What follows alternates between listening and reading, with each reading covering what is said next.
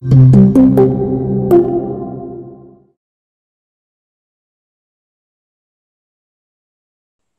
tout le monde. Merci pour votre participation au webinaire d'aujourd'hui, Avancez sur votre recherche scientifique. Ce webinaire est dédié pour les chercheurs et les auteurs tunisiens en collaboration avec NUDIST, le Centre national universitaire de documentation scientifique et technique, pour vous aider à avancer sur votre recherche scientifique. Le programme, l'horaire d'aujourd'hui est de midi jusqu'à midi 45, une présentation sur les produits et les services de KNUDIST. Ensuite, reprendre quelques questions et répondre les questions posées sur la boîte Q&R. Ensuite, un démo sur la découverte et l'analyse de la littérature sur Scopus. Donc, maintenant, je tends la main à Madame Houda Hamdi pour démarrer la présentation de produits et services de KNUDIST. À vous, Madame Houda.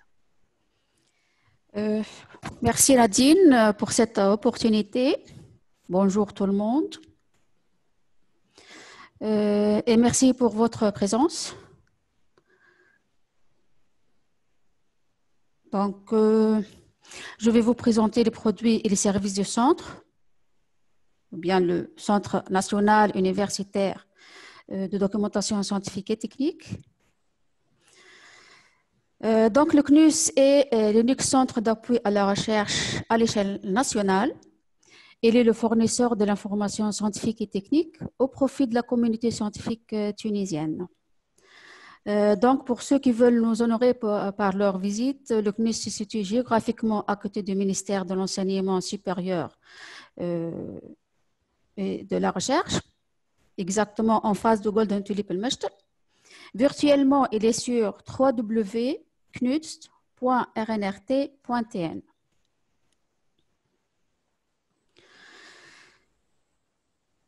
Donc, le CNUS travaille sur cet axe. Le premier, c'est l'analyse des besoins, puis la fourniture de l'information scientifique et technique, l'assistance, la communication, l'évaluation, la valorisation et la dynamisation. Et ne cesse d'évoluer et de diversifier ses services pour mieux vous servir. Donc, on va voir de plus près ces axes un à un. Alors, le premier axe, c'est l'analyse des besoins. Donc, en ce qui concerne l'analyse des besoins, le CNUS dispose de deux comités.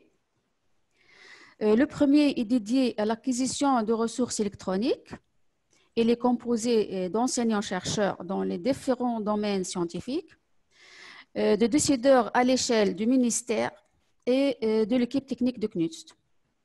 Le deuxième, un comité dédié au développement du fonds documentaire du centre. Il est composé des spécialistes de l'information.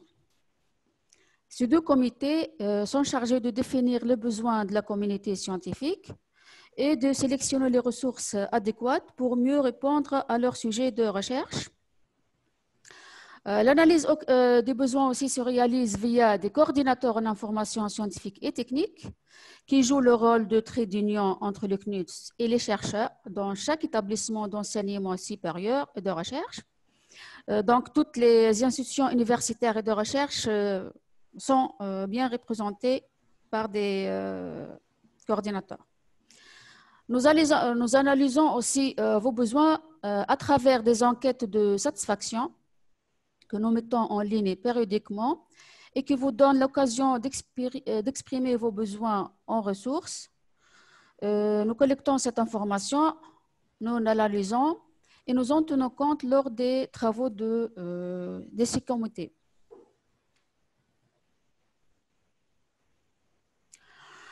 Deuxième axe, c'est la fourniture de l'information. Pour cela, nous pratiquons la veille documentaire et informationnelle à travers soit le suivi de la tendance de la recherche scientifique à l'échelle nationale et internationale, la détection des sources scientifiques gratuites sur Internet dans le cadre du mouvement de libre accès ou l'open access, et aussi par la diffusion sélective de l'information.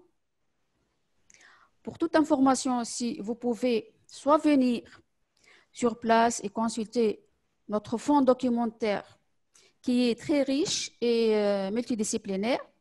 Et surtout, il est spécifique, donc il contient des thèses d'équivalence qui ont été soutenues à l'étranger. Donc, vous ne pouvez trouver ce type de document que dans le CNUDS. Une salle de lecture équipée est mise à votre disposition. Soit accéder aux différentes ressources électroniques, que je vais vous donner un petit aperçu sur ces ressources auxquelles nous sommes abonnés et dont vous pouvez en profiter gratuitement. Alors, le CNUDS dispose d'une panoplie de ressources électroniques spécialisées et multidisciplinaires. En chimie, par exemple, on a l'American Chemical Society, l'ACS, RSC, Royal Society of Chemistry. Sciences de l'ingénieur, on a E3E. En sciences humaines et sociales, CARE. En physique,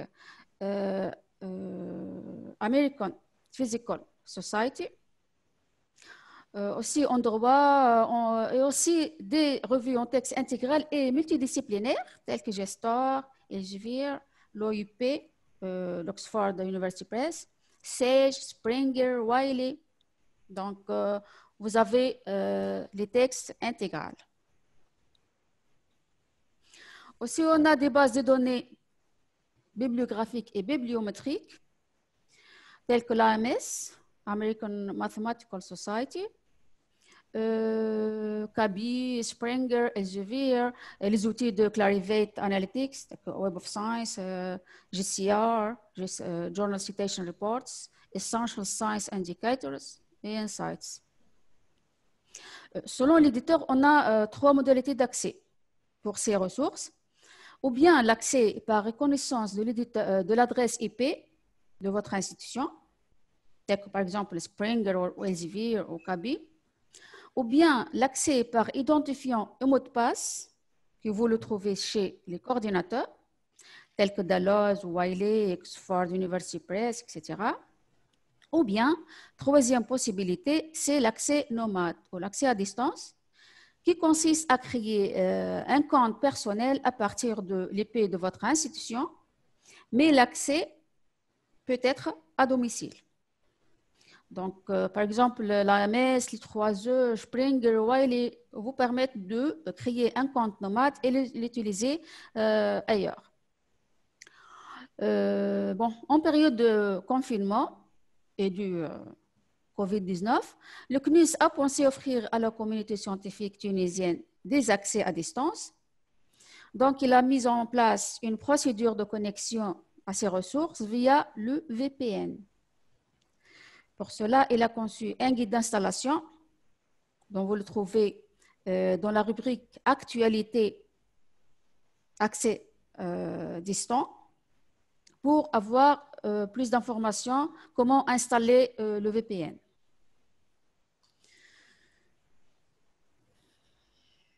L'accès suivant, c'est l'assistance. Donc, le CNUDS vous offre une assistance pour toute votre recherche bibliographique. Alors, vous pouvez être assisté par des spécialistes de l'information scientifique et technique, une équipe compétente qui vous aide à répertorier les ressources et les références fiables. Aussi, vous pouvez aussi commander en ligne des documents à l'étranger, que ce soit thèse ou article, qui ne figurent pas dans tous les fonds documentaires nationaux. Donc, toutes les bibliothèques tunisiennes ne contiennent pas ce fonds-là. Les thèses ou les articles qui ne sont pas configurés dans les ressources électroniques ou bien dans les fonds documentaires de toutes les institutions universitaires. Et également, vous pouvez participer à des sessions de formation que nous organisons dans notre bibliothèque ou dans vos institutions sur demande de votre direction. Ces ateliers portent sur 3 thèmes. Le premier, c'est la méthodologie de la recherche bibliographique. Le deuxième, l'utilisation des outils de référencement tels qu'EndNote. Et l'utilisation des outils bibliographiques et bibliométriques comme le Web of Science ou Scopus. Donc, ces ateliers sont gratuits dans les locaux de CNUTS. Ils sont organisés chaque mois de janvier.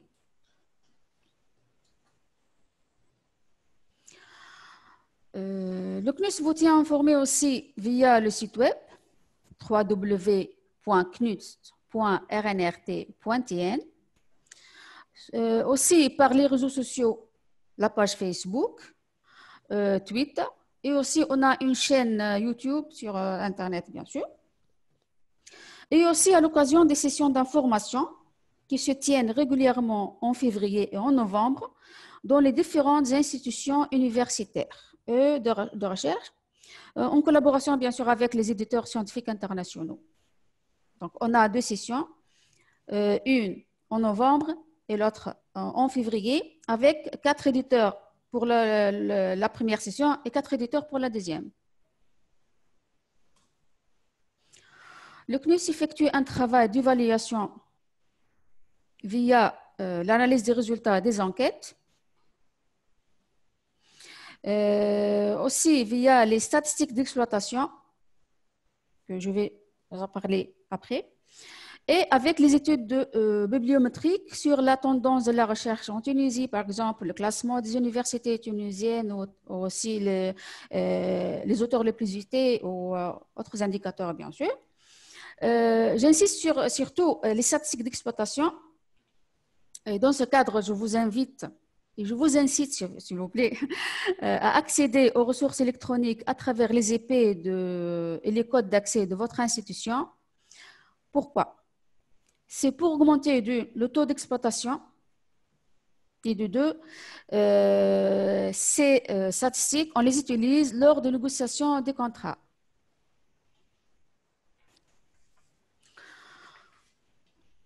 Donc, le CNUS aussi valorise la production scientifique tunisienne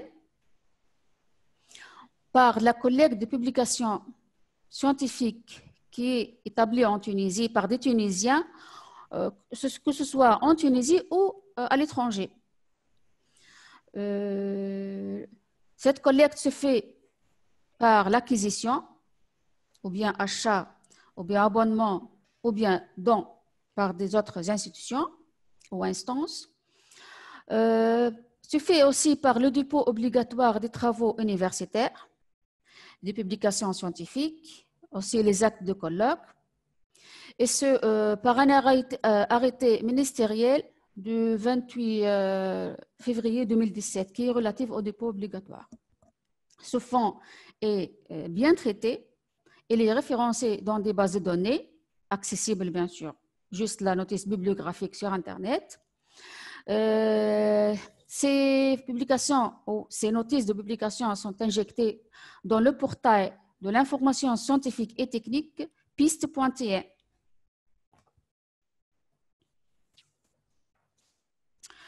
Et finalement, le CNUS assure la création des dynamiques par la participation au mouvement international de libre accès qui encourage l'accès gratuit à la production scientifique en faveur des chercheurs. Donc, on a une base de données spécialement dédiée à recenser les liens des sites ou des revues ou tout type de documents qui est accessible gratuitement sur Internet.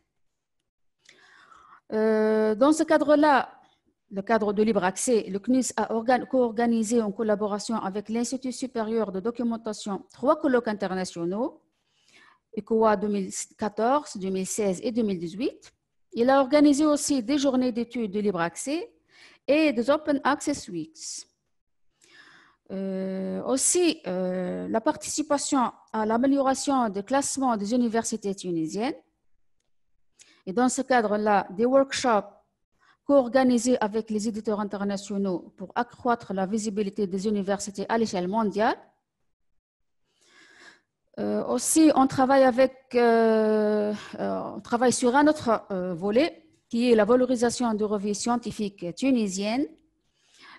Aussi des workshops avec les rédacteurs en chef des revues tunisiennes et les éditeurs étrangers pour adopter les bonnes pratiques d'écriture et respecter les critères de publication scientifique. Cette démarche vise à la mise à niveau des revues tunisiennes pour qu'elles soient indexées dans les bases de données bibliographiques et bibliométriques, et aussi pour augmenter leur visibilité à l'échelle nationale et internationale. Donc, voilà, en grosso modo, les services et les produits de centre. Vous pouvez bien sûr visiter le site web www.knudst.rnrt.tn pour avoir plus d'informations. Et vous pouvez bien sûr poser vos questions pour vous répondre adéquatement. Merci encore une fois.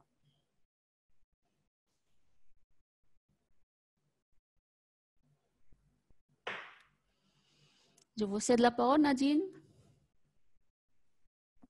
Merci beaucoup, Madame Houda, pour votre présentation. Je pense que c'était très informatif pour les participants.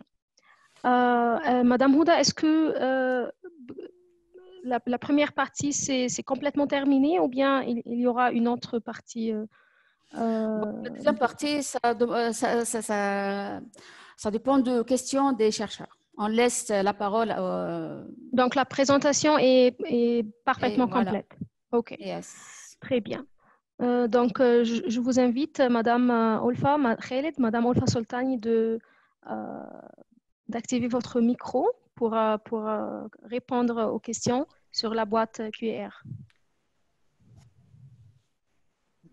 Bonjour tout le monde.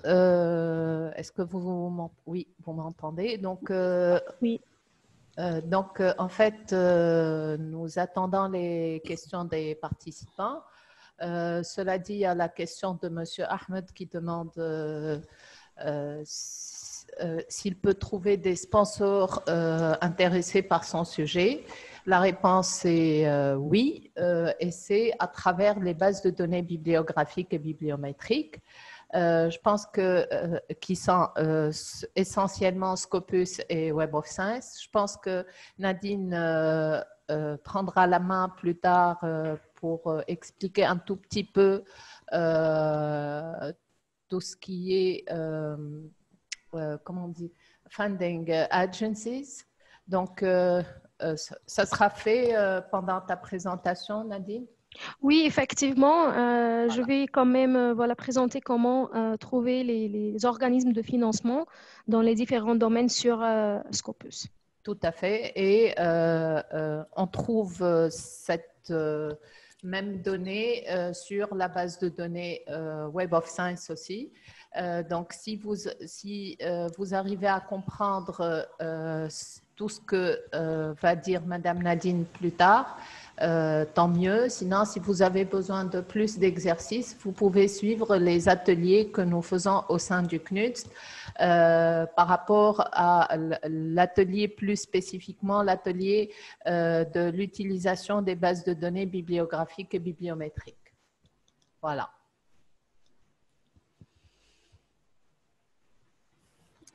Nadine, excusez-moi, il y a la question de Madame Nouhet voilà.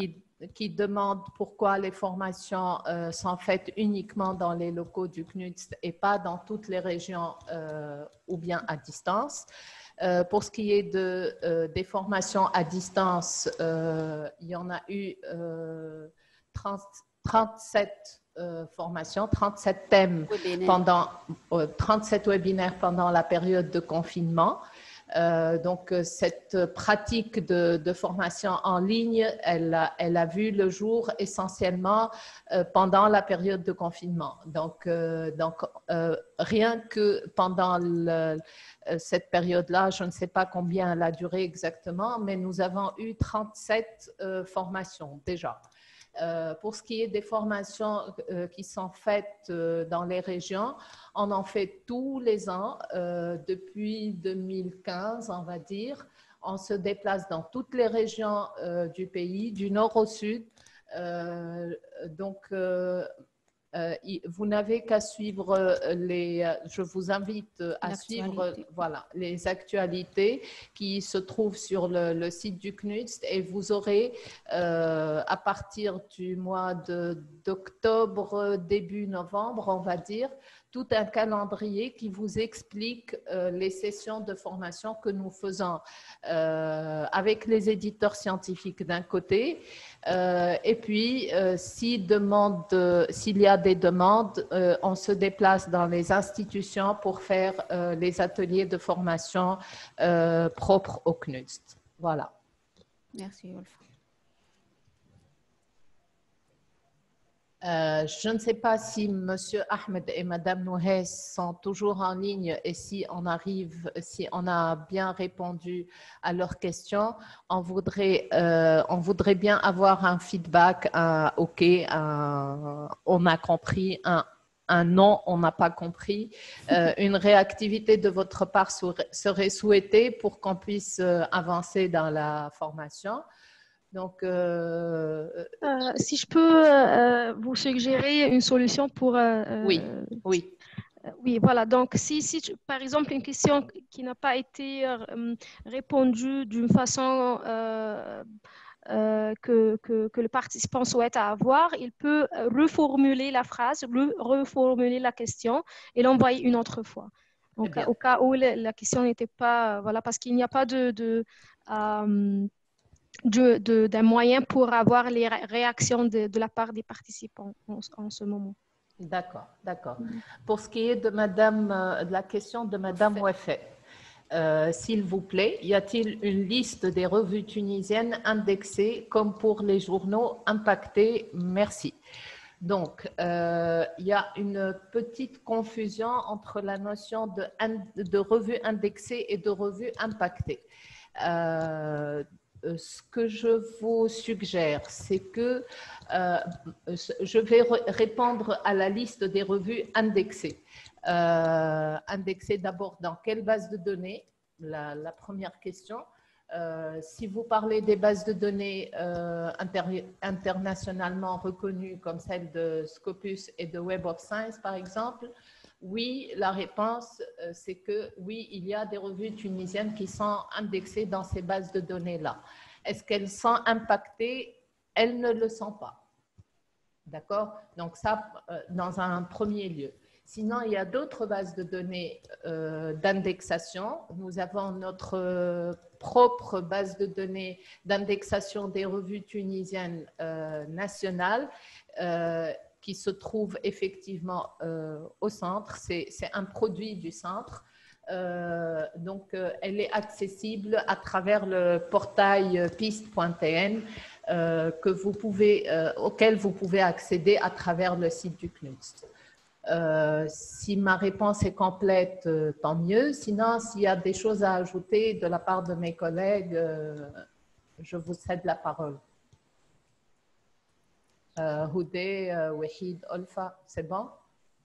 Moi, je suis en train de répondre Madame Jaraya Rajé, hein, donc par écrit. D'accord. Par écrit, hein. D'accord, ok. Donc, je pense que ma réponse est acceptée par mes collègues. Donc, si j'ai répondu à votre question, Wafé, tant mieux. Sinon, reformulez la question comme l'a proposé Nadine tout à l'heure. Alors, Monsieur Ahmed, merci pour vos coordonnées, mais je n'ai pas compris à quoi ils vont nous servir. Je ne sais pas. C'est peut-être pour obtenir votre attestation. Je ne sais pas. De toutes les façons, les attestations, c'est Nadine qui s'en occupe et normalement, elle se fait via les adresses IP avec lesquelles vous avez accédé à ce webinaire. C'est ça, Nadine? Oui, effectivement, on va annoncer les détails de comment retirer les certificats à la fin du webinaire. Voilà. Donc, Monsieur Arafet, pour l'organisation d'un colloque, le CNUS peut aider pour entrer en contact avec les éditeurs. Vous demandez si vous voulez organiser un colloque, si le CNUS pourrait aider. Ça dépend en fait du thème du colloque, je pense. Et si dans quel cadre il est fait, avec quelle institution universitaire et de recherche. Donc, il faudrait peut-être nous fournir tous ces détails-là pour qu'on puisse vraiment répondre à votre question. Sinon, si votre colloque entre dans les missions du CNUST, on peut probablement vous faciliter les contacts avec les éditeurs. Donc, Madame Rajeh, c'est Houdé qui s'en occupe. Monsieur Ahmed, oui, Madame Olfa Khaled, merci. J'attends la démonstration sur web, sur Science Direct. D'accord. Pour les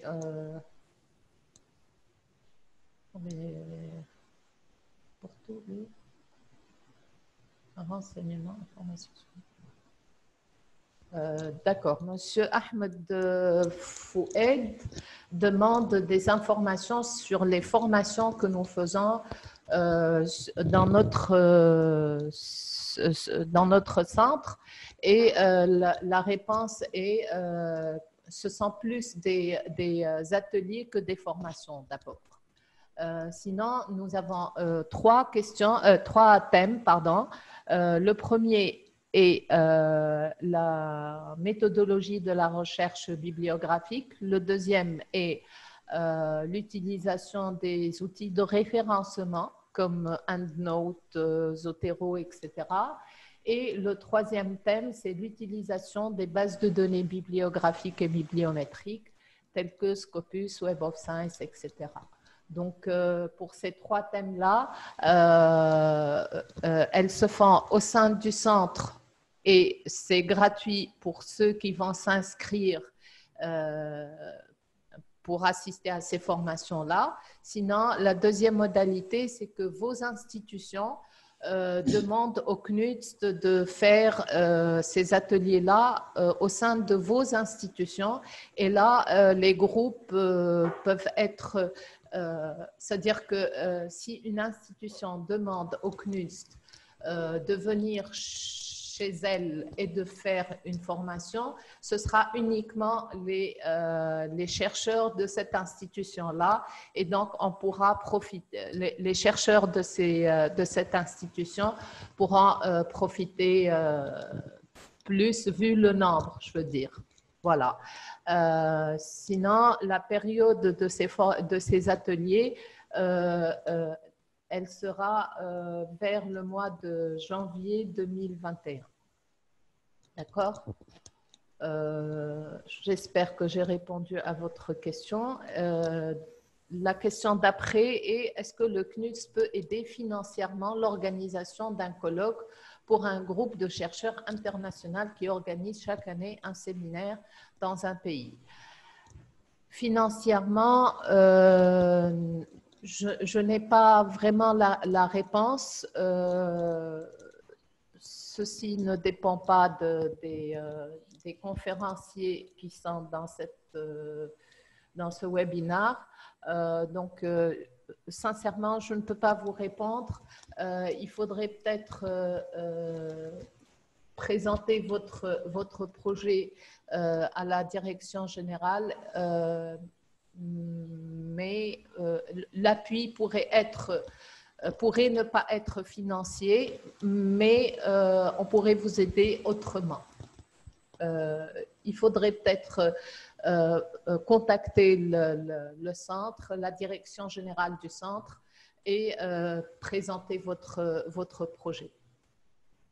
C'était pour la question de Monsieur Hameli Hassan.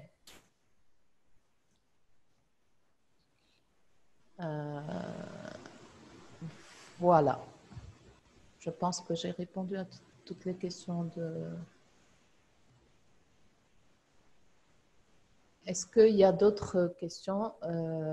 Jihen, s'il vous plaît, ces ateliers, s'ils seront organisés au sein d'un établissement universitaire, est-ce qu'ils seront payants? Oui, mais payant, c'est juste une contribution financière de votre établissement. Donc, ces formations ne coûtent pas très cher. C'est à raison de 100 dinars par atelier. Donc, si vous êtes intéressé par un atelier, vous choisissez un groupe de maximum 25 personnes et l'atelier coûterait à votre institution 100 dinars par thème. Si vous voulez faire les 3 thèmes, ce sera 300 dinars pour les 25 personnes, les 75 personnes ou 25, ou ça dépendra des groupes que vous allez choisir.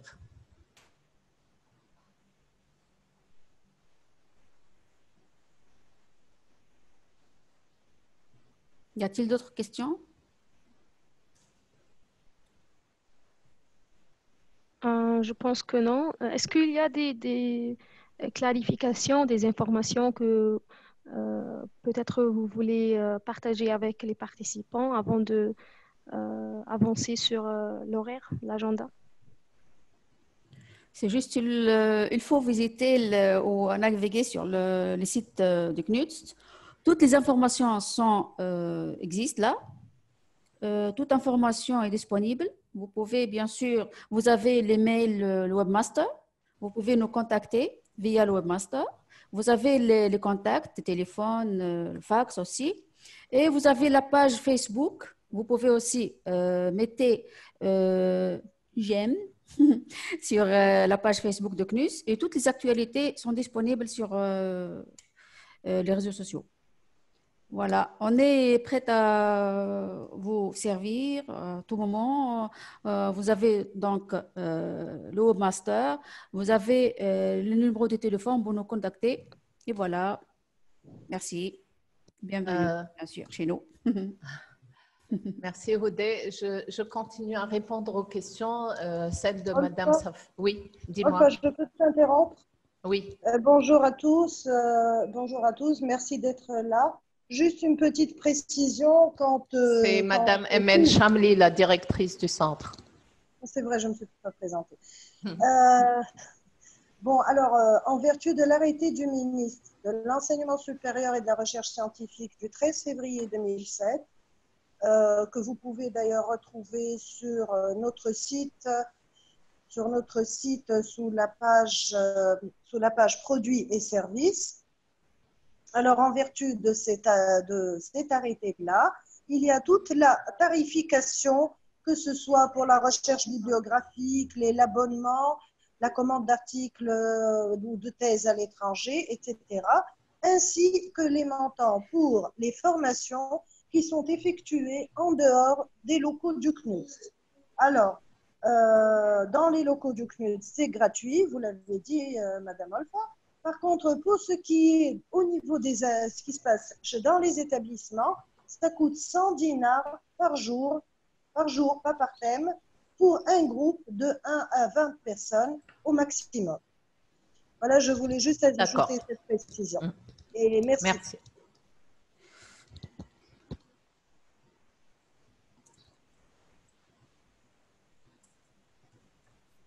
Il y a une autre question sur… il y a une question que j'ai malheureusement j'ai peut-être mis terminé. Sur le VPN, Olfa? Non, pas celle sur le VPN. Celle d'avant, je suis désolée d'avoir mis terminé, c'est juste une fausse manipulation. S'il y a d'autres questions, vous pouvez toujours nous les poser et si le temps le permet encore, Nadine, on va continuer à répondre en direct. Sinon, il y aura le chat pendant la présentation de Nadine. Oui, bien sûr. Je pense que c'est très important s'il y a des questions. Nous avons le temps, donc si les participants ont d'autres questions, c'est une très bonne chance de les demander maintenant. La question sur le VPN, je ne la trouve pas. Ça y est, Olfa, Très bien. Mm-hmm.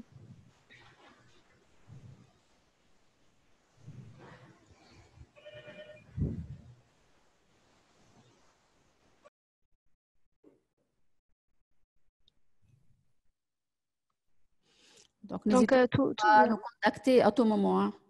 Exactement.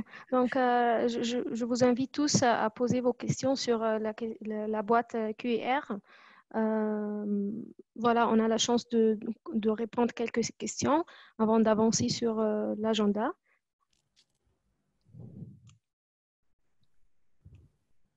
Le certificat, les détails sur le certificat seront annoncés à la fin du webinaire.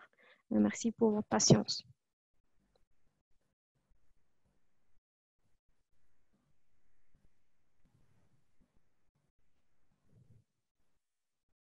Comment je peux trouver d'autres formations pour une thèse? C'est-à-dire, Madame Wafer, est-ce que vous demandez des références ou quoi?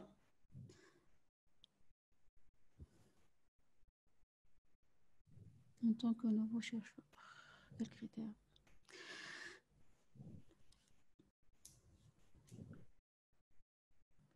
Juste une remarque, toutes les formations qui ont établi, ou bien la majorité des formations qui ont organisé avec les éditeurs, les présentations sont téléchargeables sur le site web du CNUST.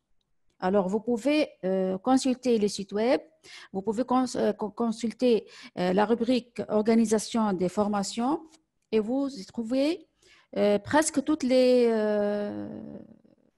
PDF ou bien les enregistrements des webinaires ou bien des formations déjà passées avec les éditeurs. Donc, toutes ces informations, vous pouvez les trouver dans ces enregistrements. Moi, j'ai une question à l'assistance. Roudé, merci. Tu as répondu par écrit pour ce qui est du VPN. Oui. Est-ce qu'il n'y a pas de demande d'autres précisions? Est-ce que c'est bon? Est-ce que le fait de… Bon, tu as répondu qu'il fallait voir sur notre site, mais je ne sais pas s'il y a des questions plus précises. Préférable de donner plus d'informations si vous voulez, madame. Oui, sans problème. Bon, si ça intéresse les participants. Oui. En fait, le VPN, ça a été une manière de créer un accès distant aux ressources électroniques. Parce que jusque-là, les ressources sont accessibles soit par adresse IP qui est donnée, indiquée à l'éditeur. En général, il s'agit d'adresse IP d'établissements universitaires. Ou bien par login ou mot de passe, ou encore par la création de comptes distants, de comptes nomades, qui se font à partir de l'institution une première fois et qui demeurent valables pendant 6 mois.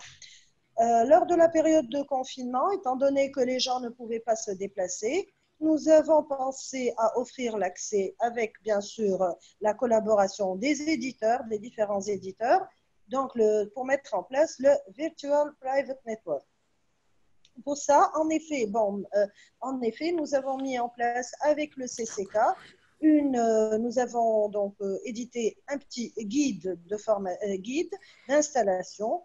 C'est vrai qu'on peut le trouver sur notre page d'actualité, une actualité qui quand même dure, mais qui est depuis le mois d'avril, mais qui est toujours valable.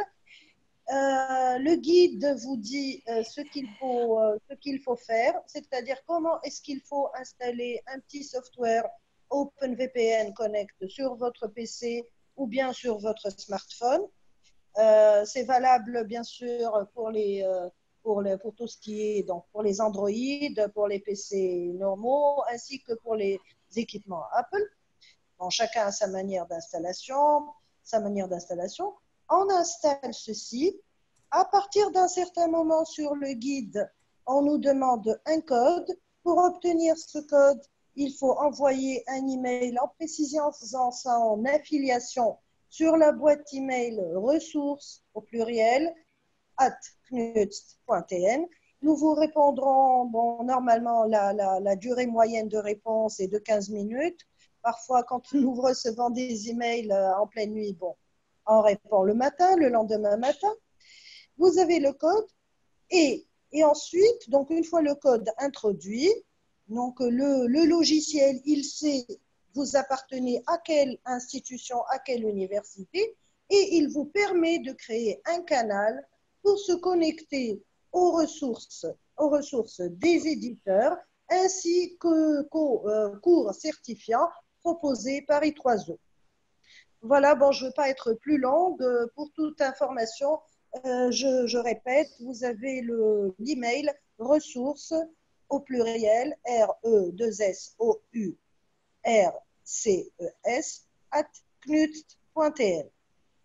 Donc, soyez les bienvenus. Posez toutes les questions que vous voulez. Nous sommes là à votre disposition.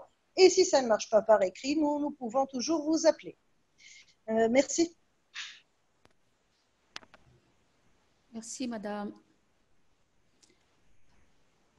Je saisis l'occasion juste pour rappeler l'adresse email à laquelle vous êtes prié d'écrire, qui est ressources au pluriel @knudst.tn pour tout ce qui est en relation avec l'accès à distance et essentiellement l'accès via VPN.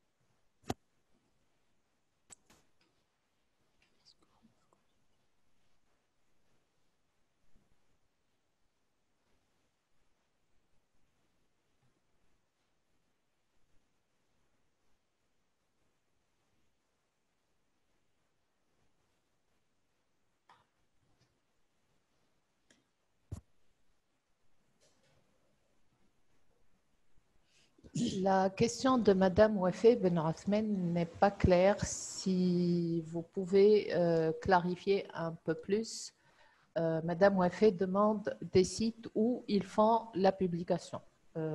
Sincèrement, je n'ai pas compris la question. Donc, un peu plus de détails, s'il vous plaît. Je ne sais pas si je peux continuer à répondre aux questions. Il y en a encore 3. Nadine? Oui, effectivement, vous pouvez répondre à toutes les questions posées. D'accord. Je lis la question et j'essaie de répondre parce que donc la question de Monsieur Mohamed, est-ce que le CNUDS de la Tunisie, en collaboration avec l'IMIST du Maroc et le centre et le CERIST de l'Algérie pourrait un jour assurer une formation pour les Marocains, les Algériens et les Tunisiens? Merci. C'est une très belle suggestion. Ce serait comment on dit ça? Je ne vais pas dire un rêve parce que ce serait trop loin, mais oui, c'est une très jolie proposition. Je ne sais pas. Sincèrement, je n'ai pas de réponse. Madame Emel qui peut répondre. Voilà, il n'y a que Madame Emel qui pourrait répondre. Je ne sais pas si elle est encore là, mais même si elle n'est pas là, on va essayer de lui transmettre votre belle idée et peut-être que ça se fera un jour avec l'aide de nos amis de Elsevier. Je n'étais pas là, mais là, j'y suis. Vous pouvez répéter la question? Est-ce que le CNUDS de la Tunisie, en collaboration avec l'IMIST du Maroc et le CERIST de l'Algérie, pourrait un jour, à la fin AIENT, c'est très un jour assurer une formation pour les Marocains, les Algériens et les Tunisiens? Merci. Bon, je ne peux pas parler au nom du CERIST et au nom de l'IMIST. Rien n'a été prévu jusqu'à présent dans ce sens. Voilà, donc, organiser une formation pour les Marocains, par exemple, ou bien pour les Algériens, ça veut dire quoi? D'abord, encore faut-il qu'on sache ce qu'on veut. Est-ce qu'il s'agit de Marocains, d'Algériens qui sont en Tunisie. Ben, tant qu'ils sont étudiants, doctorants, ils y ont droit, bien sûr. Déjà, sans parler du service télévision, ça d'une part. D'autre part, s'il s'agit de webinaires, je pense qu'il n'y a pas de problème. Est-ce que les gens assistent? Bon, pour ce qui est de faire une action conjointe, oui. oui. Je pense que c'est plutôt ça. Oui, bon, l'idée est bonne de, oui, faire quelque chose de régional. L'idée est excellente. Nous allons creuser dans ce sens, voir nos collègues des deux centres mentionnés. Et pourquoi pas, peut-être qu'à l'avenir, monsieur verra quelque chose, un événement dans ce sens, et il saura que c'est sur la base de son idée. Oui, oui, c'est très joli. Donc, je continue avec la question de monsieur Ahmed Zayeti. Voilà. Est-ce que vous pouvez continuer les webinaires même après le Covid-19 pour qu'on puisse assister à de tels ateliers de formation parce qu'on n'est pas tous à Tunis, on est loin, et puis vous pouvez faire au sein des institutions et en même temps le webinaire live pour qu'on puisse assister à tous les événements. Merci de prendre en considération cet avis. Monsieur Ahmed, en fait, le Covid-19, il a permis au CNUDS et à tout le monde, c'est partout dans le monde, c'est une nouvelle expérience qui se met, pas nouvelle dans les webinaires ont toujours existé depuis une bonne période, mais l'utilisation effective de cette technique s'est renforcée pendant la période de confinement. Donc, c'est une très jolie expérience. Maintenant, on envisagerait probablement, si ça continue à apporter ses fruits, on continuera à utiliser cette technique très probablement. Pour ce qui est de vous n'êtes pas sur Tunis, la réponse pourrait être que le CNUDS se déplace partout dans toutes les régions tunisiennes. Donc, en consultant les plannings des formations qui se font, donc que nous organisons avec les éditeurs scientifiques internationaux, vous pouvez suivre ce planning qui sera disponible vers le mois de octobre, début novembre, et assister à toutes les sessions de formation que nous organisons avec nos éditeurs dans les villes les plus proches de vous. Voilà. J'espère que j'ai répondu à votre question. Oui, Houdé. Il peut aussi consulter les enregistrements des sessions déjà organisées qui sont sur le site web aussi. Voilà, parfaitement. Toutes les sessions, on a les enregistrements. Oui, d'accord. Alors, Madame Farah a un problème concernant le VPN. Est-ce que j'ai suivi toutes les c'est que j'ai suivi toutes les instructions pour créer un compte nomade. Alors, il y a une différence entre compte nomade et VPN. D'accord, Madame Farah? Donc, je continue à lire la question, mais ça ne se connecte pas, ça m'affiche toujours connexion échouée.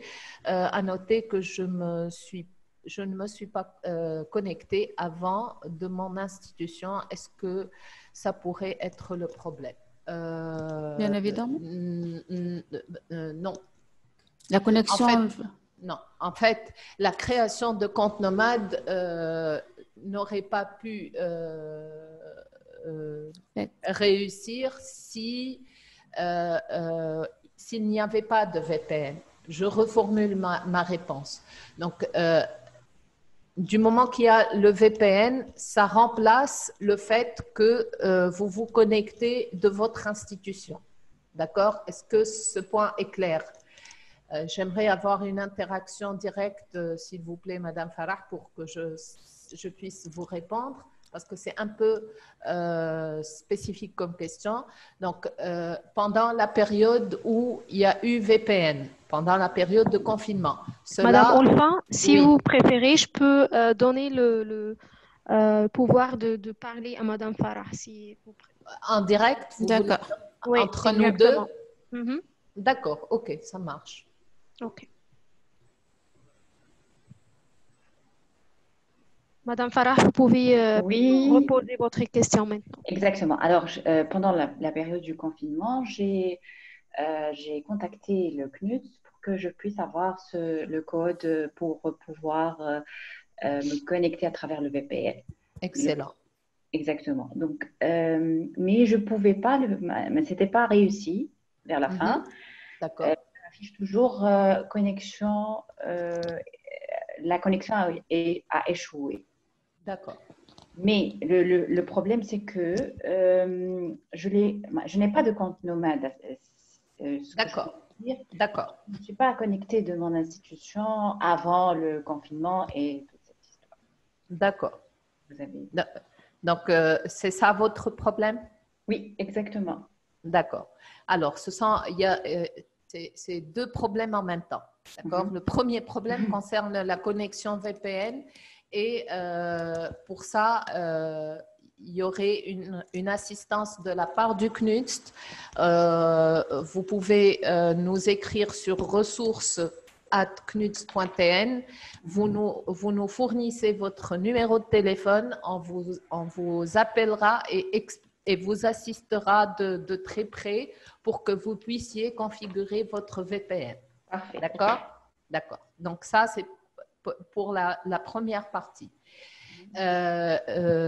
J'espère que ça va marcher. Hein. On va essayer de vous assister jusqu'au bout pour que vous puissiez accéder via VPN. Pour ce qui est du compte nomade maintenant, si vous n'avez pas créé votre compte nomade à partir de votre institution avant la période de confinement, vous ne pouvez pas le faire si vous n'avez pas VPN. D'accord? Claire, oui. Merci beaucoup pour la réponse. Voilà. Donc, il faudrait soit être dans votre institution, soit au CNUST, d'accord? Soit vous connecter via VPN. D'accord? Puisque nous n'avons plus nous ne sommes plus en confinement, vous pouvez, si vous n'avez pas accès à votre institution, vous pouvez venir au CNUST et créer votre compte nomade. Parfait. Ça vous va? Excellent, merci beaucoup.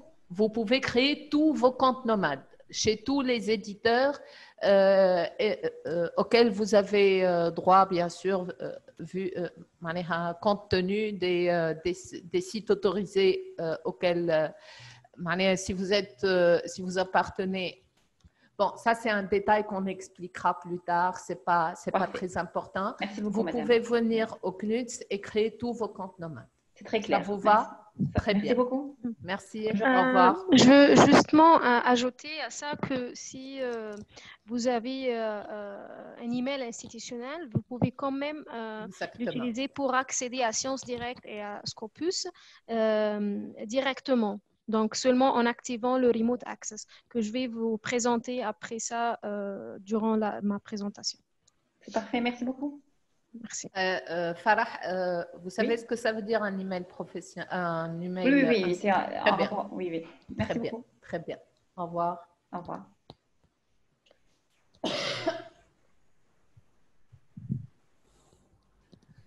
Marwa Ben Salah. Alors, la question de Marwa concerne les sources de financement ou les sponsors par rapport à son sujet.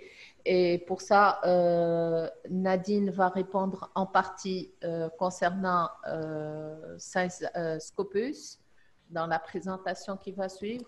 Effectivement. Mais il y a aussi les formations qui sont données par le Web of Science, aussi par nos amis de Clarivate. Et aussi via les ateliers de formation que nous faisons au sein du centre, de notre centre, le thème de l'utilisation des bases de données bibliographiques et bibliométriques. Donc, on ne peut pas répondre directement à votre question, mais vous pouvez avoir l'information à travers ces 3 solutions que je viens de vous proposer.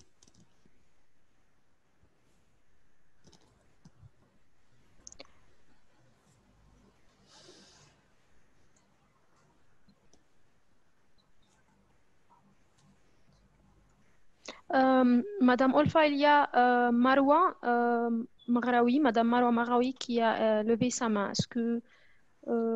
Oui, oui, oui. Ok. Madame Marwa, vous avez le pouvoir de parler en direct maintenant.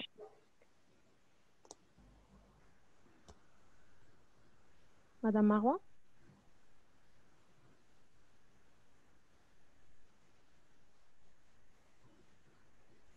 Peut-être qu'elle est satisfaite par Oui. la réponse d'Olfa. Ok, très bien. Monsieur Mohamed Benjaloun demande le programme de la formation d'aujourd'hui. Si tu peux répondre, Nadine, s'il te plaît. Oui, bien sûr. Donc, je vais utiliser ce sujet lors de ma démonstration sur Sciences Directes pour vous montrer comment affiner les résultats sur Sciences Directes. Donc, voilà, je prends le sujet que vous m'avez envoyé maintenant.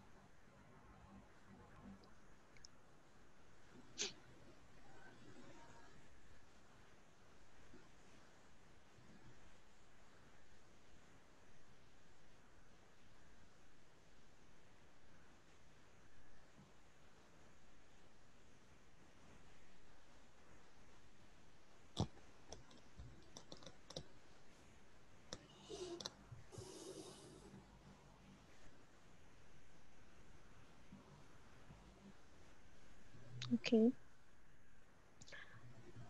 Je pense que c'est tout pour les questions. Est-ce que l'heure correspond à notre programme? En fait, nous avons, oui.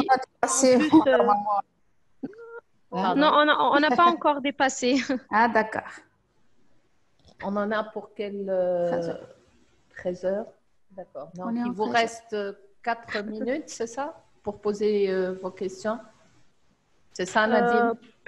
Oui, plutôt 17 minutes ou 18 minutes. Ah, parce que c'est jusqu'à 13h15. Ah, d'accord. Ah, d'accord. Ok, ça marche. Est-ce que c'est possible de faire une démonstration sur les instructions du VPN? Peut-être si c'est... Je ne sais pas si c'est évident pour tous les participants. Je vais voir avec Madame Emel. Je ne sais pas si elle est à l'écoute ou pas. Sinon, je la contacte et je reviens vers vous. D'accord? Ok, très bien. Merci.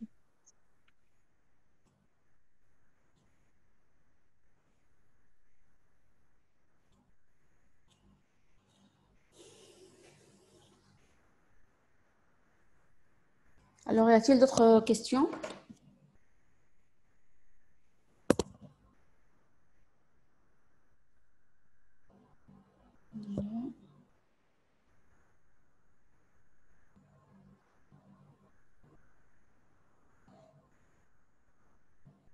Ok, je vais maintenant ouvrir le pouvoir aux participants d'écrire sur le chat pour plus d'interaction. Donc, s'il vous plaît, les 158 participants d'aujourd'hui, est-ce que vous avez déjà le VPN installé et fonctionnable sur votre ordinateur ou bien plutôt sur votre laptop? Est-ce que vous êtes au courant du VPN, comment accéder?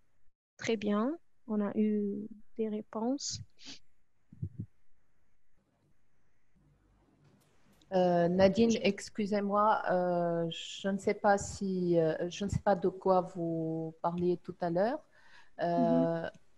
parce que j'étais au téléphone avec Madame Emel. Elle va vous envoyer un fichier Essayez de le partager sur votre écran pour qu'elle puisse... Afficher un lien. Un lien. C'est un Oui. lien, voilà. Très bien. Voilà. Pour qu'on puisse parler un peu de cette Faire une histoire de démo VPN. Voilà. faire une démo à propos du VPN. Oui, Madame Amal, s'il vous plaît, si c'est possible, pour le moment, si c'est pas possible pour le moment, on peut voilà le faire plus C'est tard. possible si vous arrivez, je viens de vous envoyer le lien par email. Ah, Si vous pouvez le mettre en partage. très bien, oui, bien sûr. Bon, là, il y a une question. Quel est le rôle du VPN? Le VPN a pour rôle d'établir un canal entre vous, où que vous soyez en Tunisie. Bon, là, c'est une précision. Il ne fonctionne qu'en Tunisie. En Tunisie, pour la communauté scientifique tunisienne, qu'il s'agisse bien sûr de Tunisiens ou d'étrangers. Et il établit un canal entre là où vous êtes, donc normalement votre domicile, jusqu'au CCK. Le centre de calcul. Le centre de Khwarizmi. Khwarizmi, qui est notre fournisseur de services Internet pour l'enseignement supérieur et la recherche scientifique. Quand il établit ce canal, en sortant sur le net, vous êtes considéré comme si vous étiez au CCK. Donc, comme si vous étiez dans une institution qui a une adresse IP autorisée. Autrement dit, votre institution. Votre institution, voilà. Et là, les éditeurs reconnaissent cette adresse IP, comme quoi elle est autorisée, et vous pouvez travailler. Voilà le rôle essentiel du VPN. C'est le Virtual Private Network. Donc, vous établissez un petit réseau privé pour vous. C'est bon, j'ai répondu à votre question? Dans le chat, s'il vous plaît, est-il possible de nous dire si vous avez un feedback de votre part serait intéressant pour qu'on puisse avancer? Très bien. Est-ce que c'est clair ou pas? Nadine, il y a des gens qui disent qu'ils n'entendent pas grand-chose. D'autres qu'ils ont les VPN. Et oui, c'est clair. C'est clair, bon, Nadine, tu as mis... Très bien. Ok, peut-être avec la démonstration, ça va être plus clair. Donc voilà, j'ai sur le partage, j'ai le lien et j'ai aussi j'ai ouvert la page de télécharger le guide. Voilà. Il y a des problèmes de son, Nadine. Je ne sais pas si Peut-être on peut résoudre ça. Maintenant, c'est bon? Voilà. Oui, c'est clair. Ok, bon. donc peut-être c'est un problème de leur côté. PC, oui. Ok, donc est-ce que vous arrivez à voir l'écran partagé, le site? Excusez-moi, il y a une question concernant les codes institutionnels à qui s'adresser pour les avoir. Il faut écrire à ressources, à la fin S, @knudst.tn. Voilà. Où est-ce que je peux écrire l'information, Nadine, s'il te plaît? Ou si Sur tu le peux chat aussi.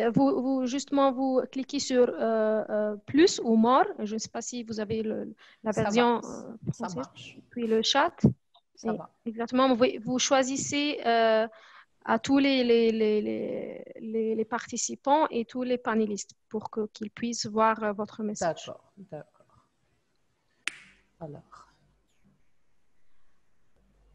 Alors, on reprend avec le VPN ou il y a d'autres questions auxquelles vous voudriez répondre? Oui, c'est clair. Bon, je vois plus de questions. Donc, on y va pour la démo? D'accord. Nadine, tu peux reprendre voilà ce que tu avais. Voilà. Donc, ça, c'est la page du CNUTS. C'est une actualité qui date du 6 avril, la date du lancement, justement, de l'accès distant aux ressources à travers le VPN. Sur cette page-là, vous allez trouver deux choses très importantes qui sont des liens, à savoir le troisième paragraphe qui n'est qu'une ligne. Vous pouvez cliquer sur le guide d'installation du VPN et juste après, dans le paragraphe qui suit, vous avez l'email dont parlait Madame Olfa, le fameux ressources avec s@knuts.tl. Donc, vous avez l'email, il faut chercher dans les actualités. C'est vrai que c'est assez ancien, ça date du 6 avril. En cliquant sur le guide d'installation du VPN, voilà, on tombe sur la page du centre de calcul Khwarizmi, où il y a un avis et vous cliquez sur le petit cercle bleu où il y a écrit présentation, étape d'installation de OpenVPN Connect. OpenVPN Connect et le software à installer justement sur votre équipement, qu'il s'agisse de PC, de Macintosh ou bien d'Android, de smartphone. Là, vous voyez, il y a tout un ensemble d'instructions à suivre. La première, concerne le téléchargement, qui est fonction de ce que vous avez comme équipement informatique. Est-ce qu'il s'agit d'un PC avec version Windows, 64 ou 32 bits? Est-ce qu'il s'agit d'un smartphone, auquel cas vous allez aller vers le Play Store, ou bien un équipement Apple, peu importe qu'il s'agisse d'un smartphone ou d'un ordinateur, et vous irez sur Apple Store pour télécharger votre outil. Dès que vous téléchargez, vous allez voir, bon, on ne va pas faire la démo ici, dans son intégralité, je vais juste expliquer les étapes. Vous allez avoir une fenêtre qui va vous demander si vous pouvez exécuter l'installateur. Faites attention parce que parfois vous avez des firewalls qui sont installés, parfois vous avez des antivirus qui sont installés et qui ne vont pas permettre de faire l'installation d'un logiciel qui leur est inconnu. Vous passez, n'ayez pas peur, normalement c'est ça. Il n'y a pas de problème d'infection. Une fois que vous avez exécuté, vous allez avoir, vous le téléchargez, vous allez télécharger un fichier de configuration qui a pour extension le point OVPN. On appelle ceci un fichier profile. C'est un fichier qui est relatif à votre université. Pour ne pas encombrer le réseau et pour avoir des statistiques fiables et pour que chaque université ait son propre accès, nous avons divisé toute la population, la communauté scientifique, donc en université, chaque université a son code. Le code, vous n'allez pas le trouver ici. Pour avoir le code, vous devez absolument envoyer un email à ressources@knuts.tl. C'est ce que j'avais dit tout à l'heure. Et là, nous vous enverrons automatiquement un tableau où vous aurez les logins et mots de passe pour les éditeurs, pour les ressources des éditeurs qui offrent le login et mot de passe, ainsi que les modalités d'accès, ainsi que tout à fait en bas à gauche, et c'est toujours en rouge, vous avez le code à introduire justement. Nadine, tu descends un peu, tu remontes un peu. Voilà, le petit truc. Là, vous avez un champ à renseigner où il y a écrit « Tapez votre code et validez ». Donc, vous tapez votre fichier profile qui vous définit, qui vous décrit en quelque sorte auprès du software, du logiciel client, sera enregistré sur votre ordinateur. Mémorisez l'endroit où vous l'avez enregistré. Par défaut, les enregistrements se font sous Mes documents. Choisissez le répertoire de votre choix, bon, même s'il s'agit du bureau, pour pouvoir le retrouver. Ce qui vient après, c'est la configuration. Vous devez configurer donc le logiciel. Et là, vous allez double-cliquer donc sur le fichier, soit sur le fichier que vous avez téléchargé, et il va vous demander, le logiciel, d'importer justement le fichier profile. Vous allez choisir le fichier que vous avez téléchargé. À ce niveau, nous avons eu un certain nombre de questions. Ce que vous ne voyez pas ici dans le guide, je pense que non, ce n'est pas renseigné. C'est que parfois, vous voyez un écran avec deux onglets. Un onglet où il y a écrit « File » et un autre onglet où il y a écrit « Lien », je pense. N'allez pas vers l'onglet « Lien », allez vers l'onglet « File » et choisissez le fichier .ovpn que vous avez téléchargé. Bon, il va vous demander, il y a la case à cocher dans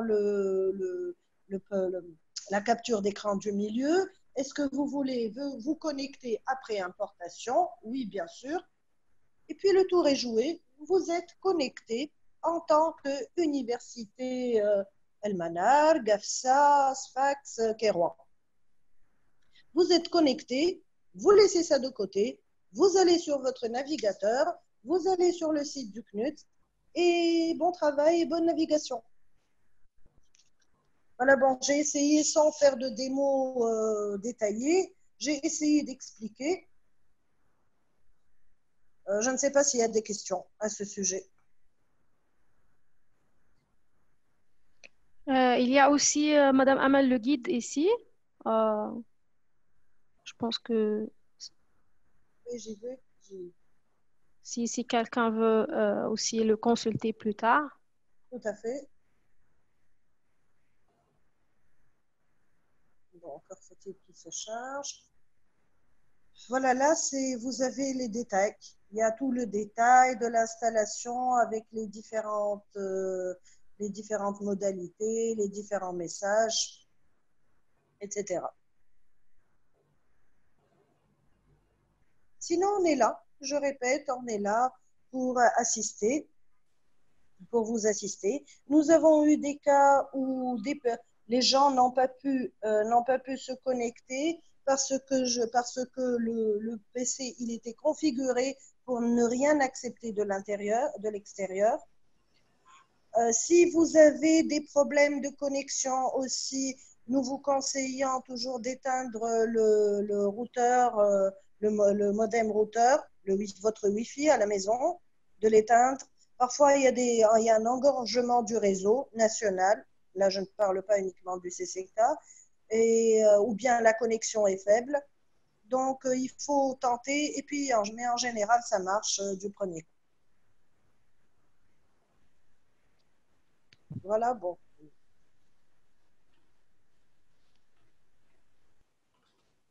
Donc, il n'y a pas de questions à ce sujet.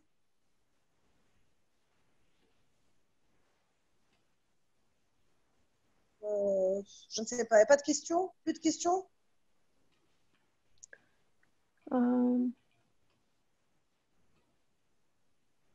Apparemment, non. Donc, on avance? Oui, tout à fait. Merci beaucoup, Madame Ama, pour votre démonstration et pour votre explication très informative. Je vous en prie.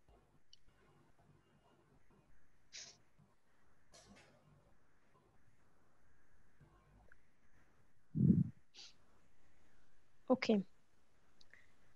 Donc, Madame Houda, Madame Olfa, est-ce que vous voulez ajouter quelque chose avant que j'avance sur Sciences Directes et Scopus?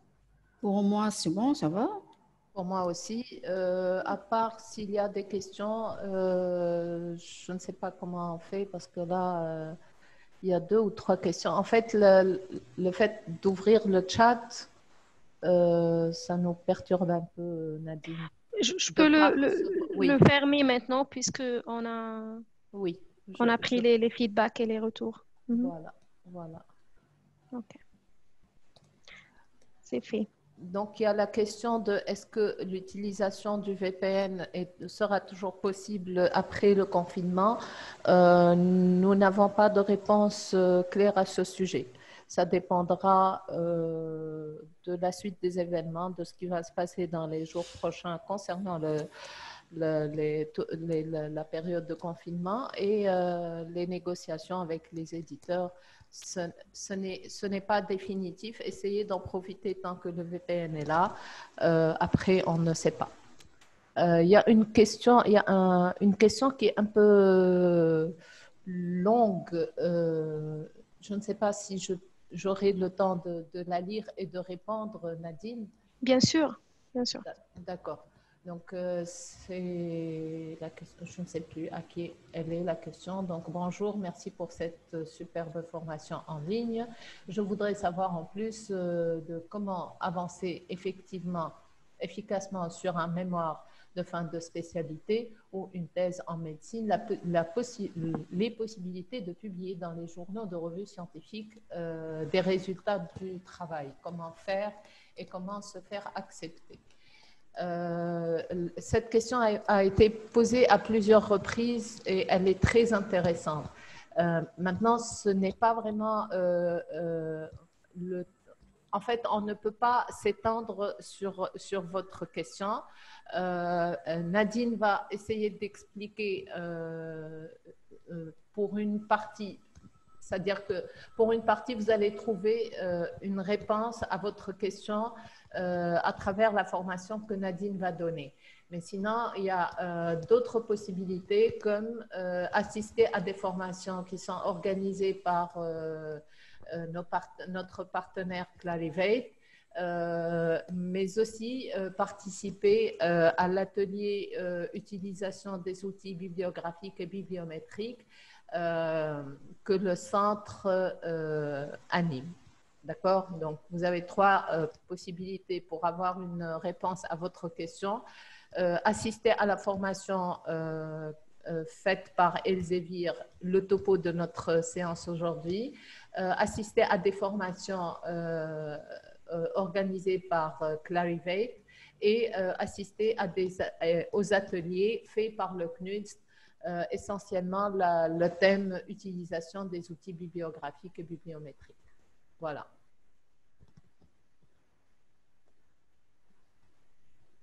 Je pense que c'est tout, Nadine. Il y a une autre question, sincèrement, je ne sais pas répondre à. Elle concerne l'accès à distance si un chercheur tunisien se trouve à l'étranger. C'est la question de Sourad. Étant donné que l'accès dépend du VPN, qui n'est autorisé que sur le territoire tunisien, existe-t-il une autre méthode pour profiter des documents en ligne à l'étranger? Si vous avez une double affiliation, Madame Sourad, si vous êtes affiliée à une institution en Tunisie et une autre à l'étranger, vous êtes toujours considéré comme un chercheur tunisien et vous pouvez comment dire, demander les codes d'accès du VPN et profiter de toutes les ressources électroniques qu'offre le CNUDS. Madame Alpha, je vais vous interrompre. Oui, le VPN n'est pas fonctionnel hors territoire tunisien. D'accord. Par contre, pour les éditeurs qui offrent des logins et des mots de passe, vous pouvez vous connecter même si vous êtes, bon, j'allais dire Chine, même si vous êtes en Alaska. Voilà. Changer. D'accord? Donc, d'abord, il faut être affilié à une institution tunisienne d'une part, et pour utiliser le VPN, il faut être en Tunisie. Sinon, vous pouvez utiliser les mots de passe où que vous soyez.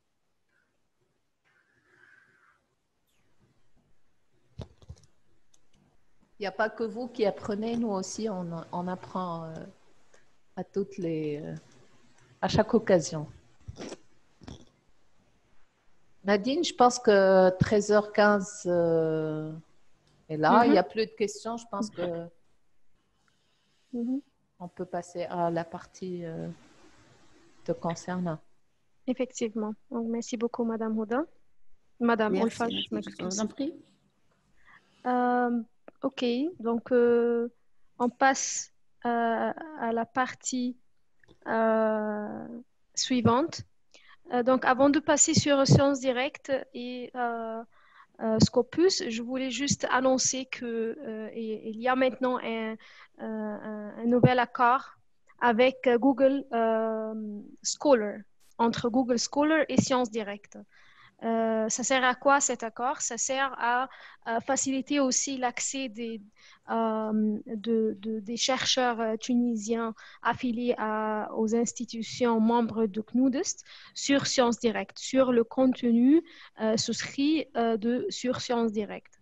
Comment ça se fait? Donc, il y a beaucoup de chercheurs qui utilisent déjà le Google Scholar.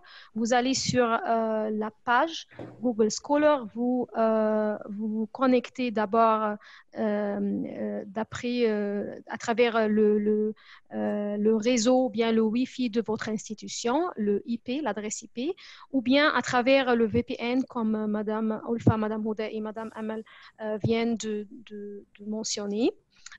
Pour la première fois. Après ça, Google Scholar va reconnaître votre machine, votre compte, pour les 4 mois suivants. Donc, durant les 4 mois suivants, vous pouvez accéder à Sciences Directes à travers Google Scholar à distance, sans avoir besoin d'accéder à travers l'adresse IP ou bien les autres solutions. Donc, comment ça se fait? Par exemple, sur l'écran, maintenant, je tape voilà, biotechnology et je cherche. Donc, j'ai trouvé des articles sur Sciences Directes et je voudrais accéder, c'est le texte intégral de ces articles. La première fois, je dois connecter sur Google Scholar à travers le VPN ou bien l'adresse IP de l'institution. Et puis, après ça, quand je l'essaye une autre fois à distance, durant les 4 mois suivants, j'aurai le même accès. C'est-à-dire, Google Scholar va reconnaître ma machine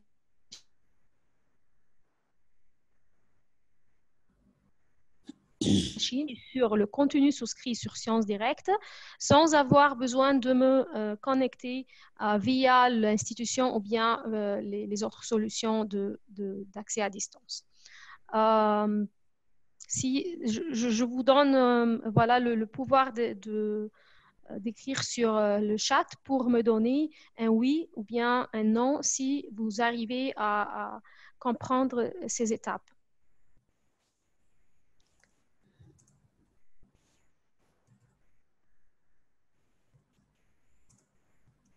Est-ce que c'est clair? Très bien. Donc, ça, c'est la première chose.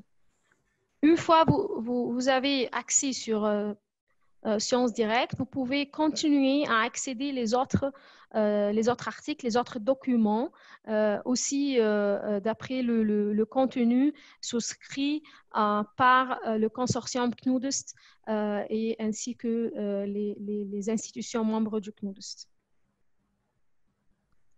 Sur Sciences Directes, pour répondre aux questions de comment voilà, trouver des résultats affinés qui ont une liaison étroite avec un sujet spécifique. Donc, sur Sciences Directes, pour affiner les résultats, il y a 2 moyens pour faire ça.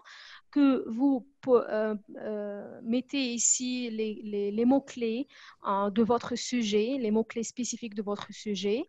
Vous pouvez mettre un titre complet, une phrase complète, ou bien des mots qui sont pas liés. Par exemple, il y a, je me rappelle, le monsieur Ahmed El-Hartani à propos du sujet The Impact of Governance Mechanism on Bank Credit Risk. Alors, on peut écrire Impact, Governance, bank, credit, risk. On peut faire ça et on clique sur Search. Ou bien on peut mettre des opérateurs comme les opérateurs booléens and, or, and not pour aussi plus spécifier ma recherche. Comment la faire?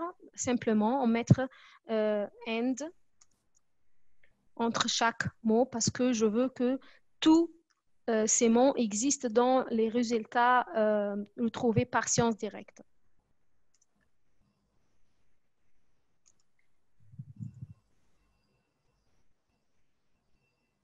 Donc, maintenant, j'ai 10 000. Donc, si vous voulez, je peux voilà, le faire une autre fois sans opérateur pour voir la différence.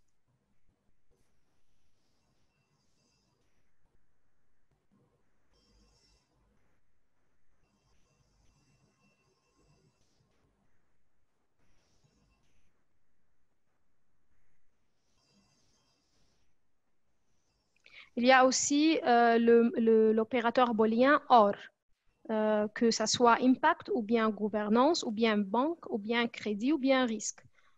Donc, dans ce cas, on veut toute la phrase, tous ces mots. Dans ce cas-là, on a toujours le même résultat. Il me paraît que c'est 10 839 résultats qui sont les seuls qui contiennent le sujet des 4 mots qui se présentent ici dans la barre de recherche. Si je mets par exemple « or »,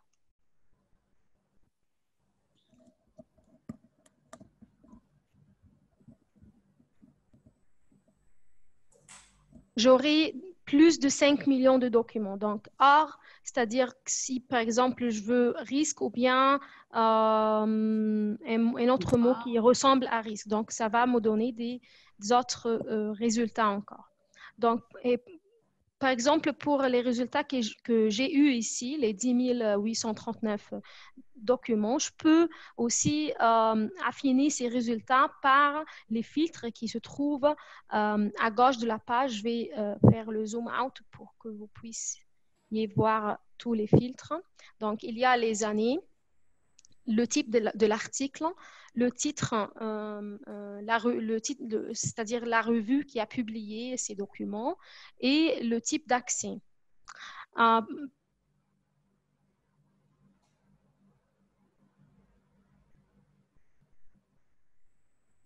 Peut-être articles, search articles, ou bien des chapitres de livres. Donc, je peux choisir ce qui me convient, ce que je cherche, vraiment pour affiner la recherche. Je peux aussi choisir les années qui m'intéressent le plus. Donc, et pour choisir l'année, ça dépend sur le sujet. Est-ce que ce sujet est fréquemment mis à jour? Donc, je veux lire seulement les plus récents, les documents les plus récents, parce que les moins récents peut-être vont être obsolètes dans ce domaine, dans ce champ de recherche. Ou bien, je veux voir tous les années, donc je coche rien, je le laisse comme il est. Je peux aussi, pour en savoir plus sur cette recherche, je peux prendre voilà, en copie ce que j'ai cherché sur Sciences Directes et aller sur Scopus, qui est une base de données d'indexation et de citation. Et aussi, vous pouvez sur Scopus analyser les résultats de recherche dans le monde entier, d'après toutes les revues indexées sur Scopus. Donc, pas seulement celle d'Elsevier qui se trouve sur Sciences Directes, mais aussi toutes les revues par plus de 5000 éditeurs autres que Elsevier sur Scopus pour voir une idée ou bien une top view sur ce champ de recherche ou bien sur ce sujet de recherche. Donc voilà, je colle les mots-clés que j'ai mis sur Sciences Directes et je cherche.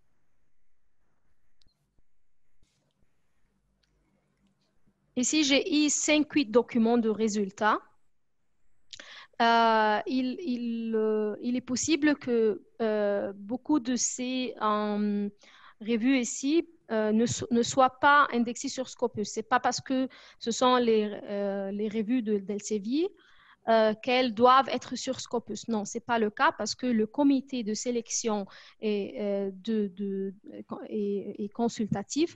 C'est un comité indépendant qui évalue les revues pour être indexées sur Scopus selon des critères transparents et des critères bien connus sur le site de Scopus. Vous pouvez le trouver aussi sur elsevier.com. Donc ici, j'ai eu 5-8 documents que je peux analyser directement. Je veux aussi essayer avec...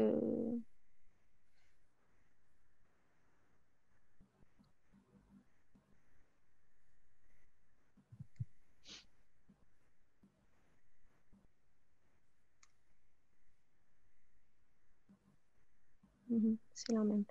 Donc, j'analyse en appuyant sur Analyze Search Results et j'obtiens plusieurs types d'analyses. Le premier qui s'affiche, c'est l'analyse d'après l'année de publication. Donc, voilà, je vois que sur ce champ de recherche, ce sujet, il a commencé à être publié plutôt l'année de 2008. Il y avait quelque chose avant, durant l'année 1998, mais c'était seulement un document. Ou bien c'est un document qui est publié par une revue qui est indexé sur Scopus. Et puis, depuis l'année 2008, il a commencé à avoir plus d'intérêt, plus de publications et a eu un pic durant l'année 2012 avec 5 documents et un pic plus haut durant l'année 2019 avec 15 documents. Et on a jusqu'à maintenant 5 documents durant l'année 2020. Donc, ça vous donne une idée si ça continue à avoir un intérêt de publication ou bien c'est un sujet obsolète ou bien c'est un sujet qui n'est pas assez important sur la communauté de recherche scientifique par les auteurs dans ce domaine. Vous pouvez aussi analyser par le funding sponsor, ce qui répond à beaucoup de questions que nous avons reçues aujourd'hui durant le webinaire, de comment trouver les funding sponsors ou bien les organismes de financement pour financer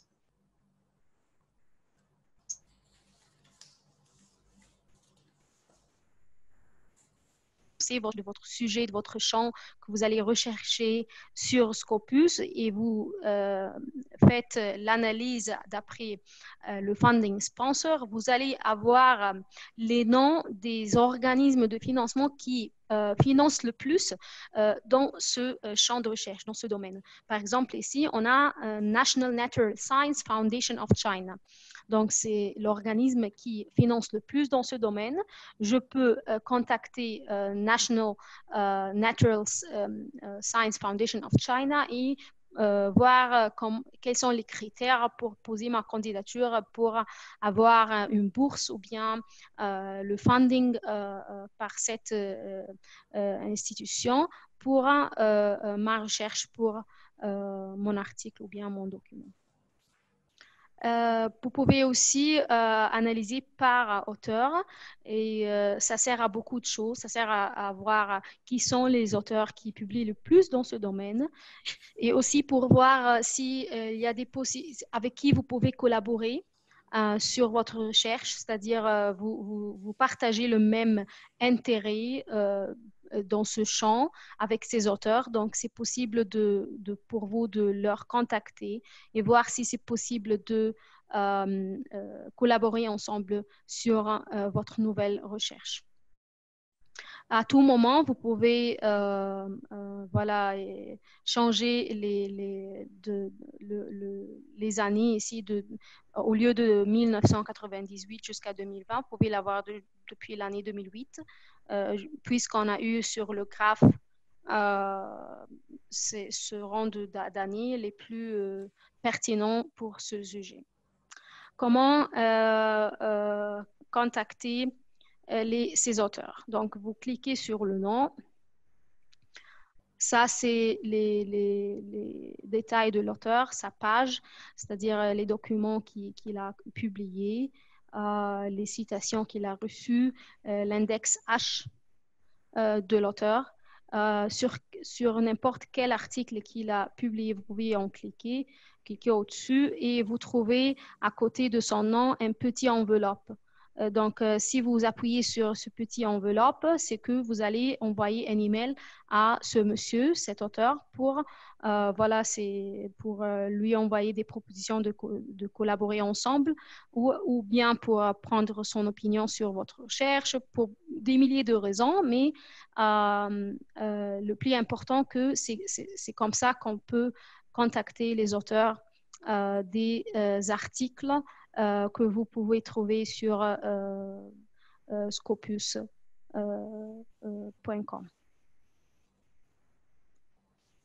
Donc, je pense que c'est une démonstration assez compréhensive pour couvrir les intérêts, les questions que vous avez posées durant le webinaire qui concernent Sciences Directes et Scopus. S'il vous plaît, est-ce que je peux avoir un oui ou non sur le chat si vous arrivez à accéder Sciences Directes et Scopus, oui ou non. Sinon, s'il vous plaît, précisez quelle solution vous ne pouvez pas accéder. S'il vous plaît aussi, faites attention que quand vous tapez scopus.com, si vous avez un Scopus Preview, c'est que vous n'avez pas accédé le Scopus de l'abonnement de votre consortium CNUDIST. C'est que vous avez accédé au Scopus qui est disponible au public. Donc, seulement Scopus sans preview et le Scopus qui est sous l'abonnement de votre consortium CNUDIST. Est-ce que c'est clair?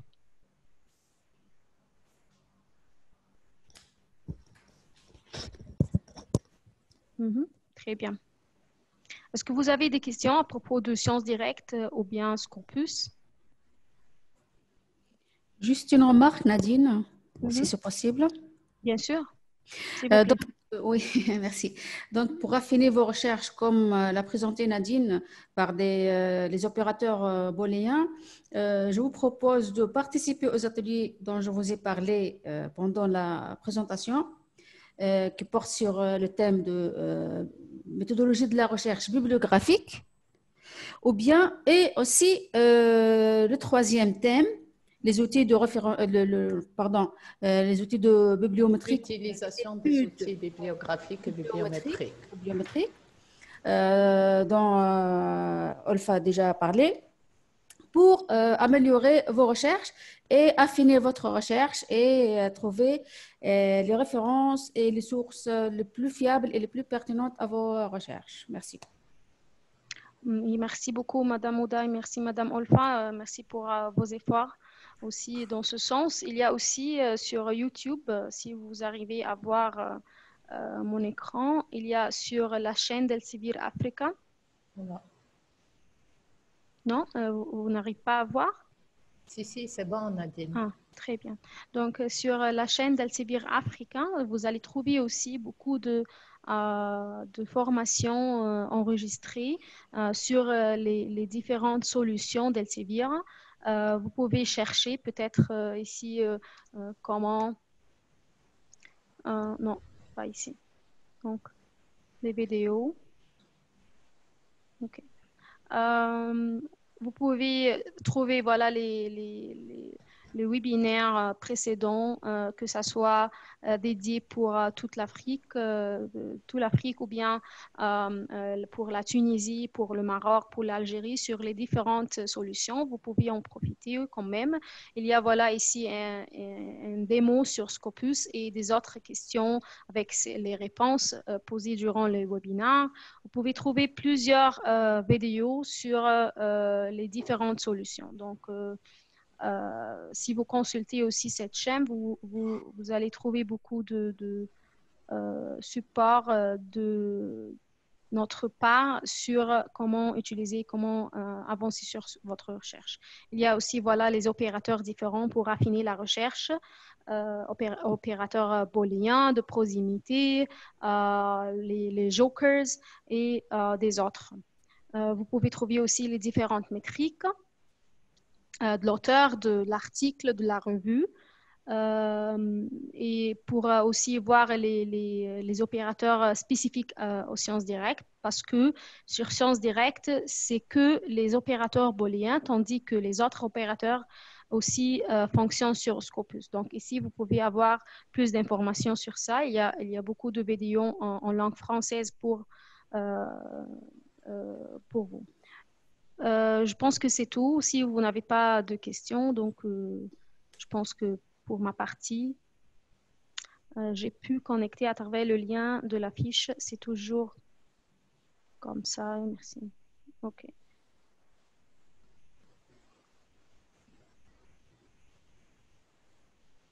Je ne comprends pas la question, mais si vous pouvez la reformuler. De quelle question il s'agit, Nadine? La dernière question. Ah, oui. Exactement.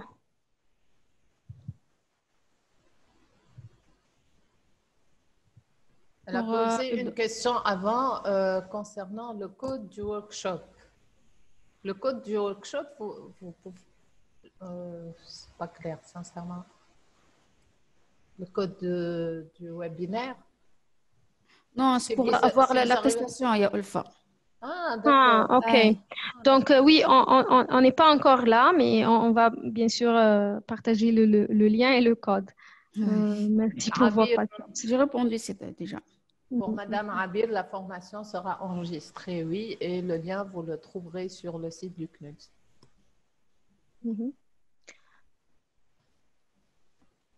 OK. Madame Hedia, bonjour. Donc, elle pose la question ou c'est une affirmation, je ne sais pas. Affirmation, elle est coordinatrice. D'accord, d'accord. Ouais. Bonjour Hedia.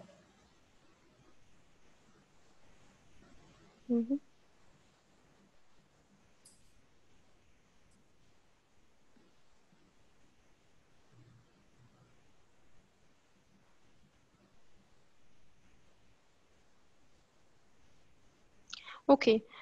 Donc, de mon côté, c'est tout. Je voudrais seulement partager avec vous les détails de comment tirer le certificat.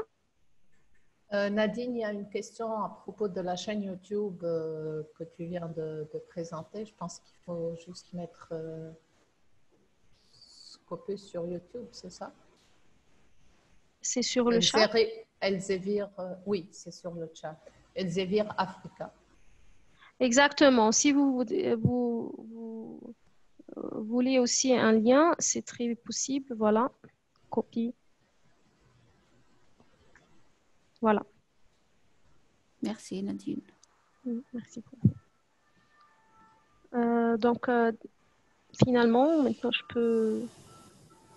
bien sûr, si Madame Houda, Madame Ulfa, vous n'avez pas quelque chose à ajouter, je peux avancer sur comment tirer le certificat. Oui, déjà, ça y est. Je veux juste ajouter une information très importante, s'il vous plaît.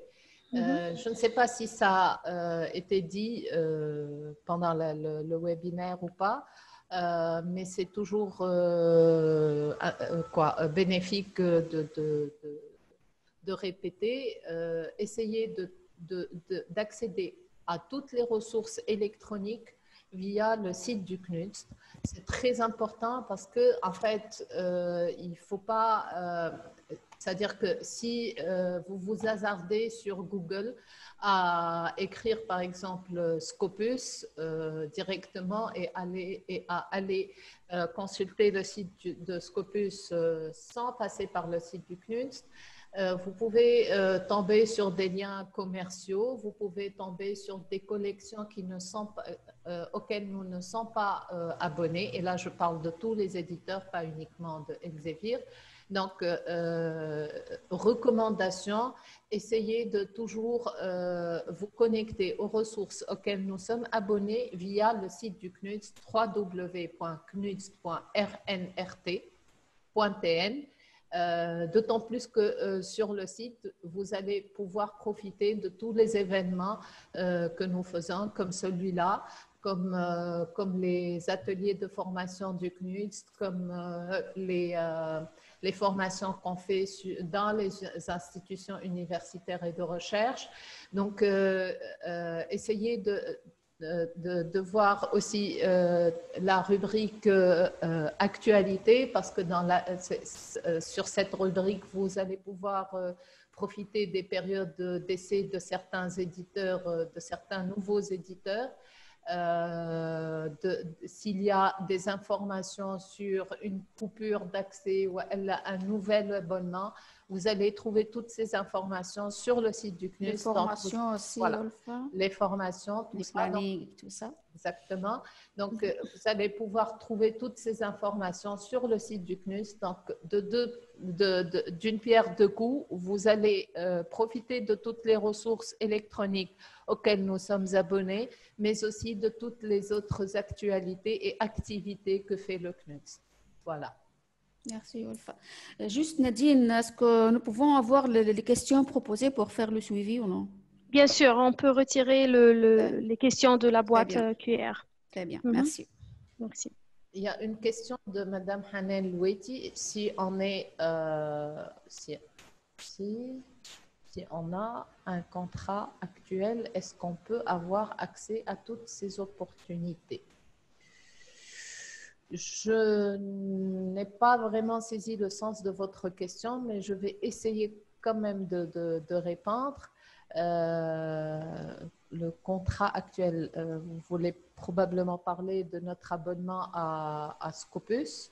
Donc, le ministère de l'Enseignement supérieur et de la Recherche scientifique, via le CNUDS, a contracté un abonnement avec Scopus. Et oui, vous pouvez profiter de toutes les fonctionnalités dont a parlé Nadine dans sa présentation.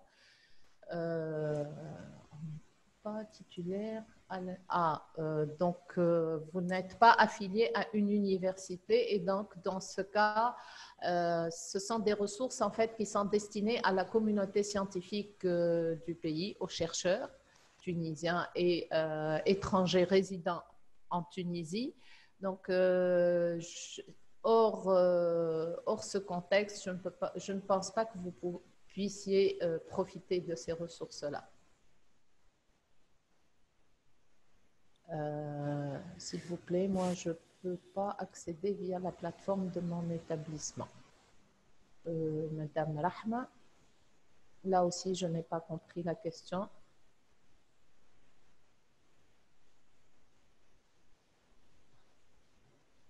L'application. Rahma, votre question n'est pas très claire. Si vous pouvez reformuler ou nous ajouter d'autres éléments pour comprendre un peu de quoi il s'agit.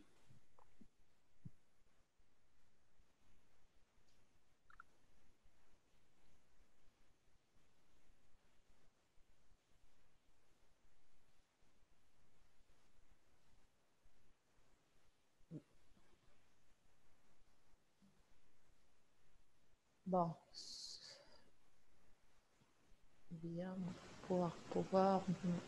Alors, Rahma, pour pouvoir vous connecter à travers votre établissement, il faut déjà être dans les locaux de votre établissement.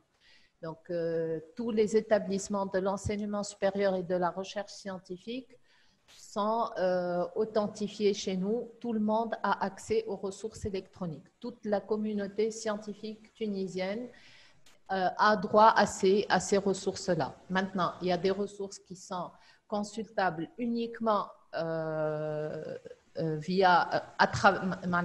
dans les locaux de vos institutions, mais il y a d'autres que les éditeurs ont donné un accès à distance. Il s'agit essentiellement de ressources qui sont accessibles via login et mot de passe ou alors via création d'un compte nomade. Donc, dans ce cas-là, si vous n'avez pas accès à votre établissement, et vu la conjoncture actuelle du Covid-19, il y a la solution du VPN. Donc, Madame Emel a expliqué tout à l'heure comment configurer le VPN sur votre poste. Donc là, avec l'enregistrement de cette formation, vous allez pouvoir revoir cette information. Sinon, il y a toujours une actualité sur le site du CNUD, ça date du 6 avril. Et là, vous pouvez trouver un guide qui vous renseigne. Voilà, un guide d'installation du VPN. D'accord? Je ne sais pas si c'est clair. Voici, si vous avez besoin du code VPN, vous devez écrire à l'adresse ressources à la fin s @knuds.tn. Donc, Rahma, c'est clair pour elle.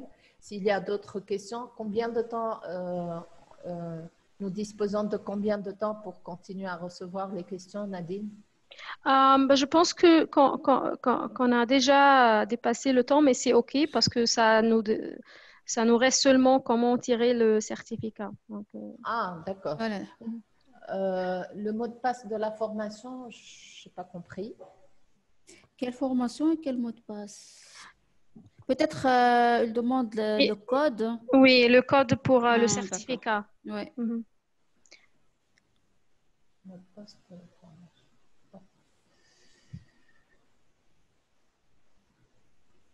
Voilà, c'est pour le certificat. D'accord. Donc, Nadine va vous expliquer comment retirer votre attestation de participation tout de suite s'il n'y a plus de questions. On compte jusqu'à 10.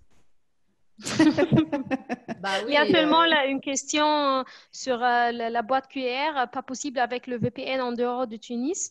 De Tunis ou de la Tunisie? C'est écrit de Tunis. Voilà, de Tunis, oui, bien sûr, c'est possible. De Tunisie, non, bien sûr, c'est pas possible.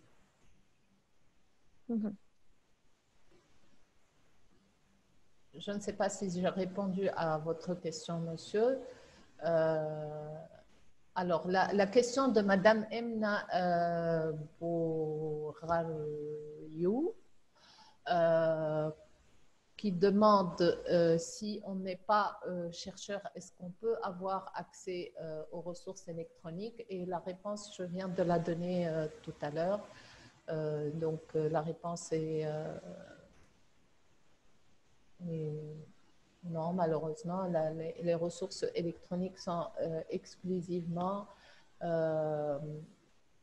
dédiées à la communauté scientifique tunisienne ou résidente en Tunisie.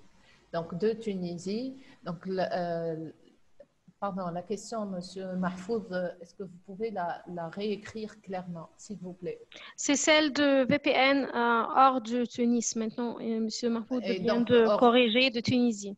Hors de Tunisie, le VPN ne peut pas être, voilà, ne fonctionne pas. Voilà.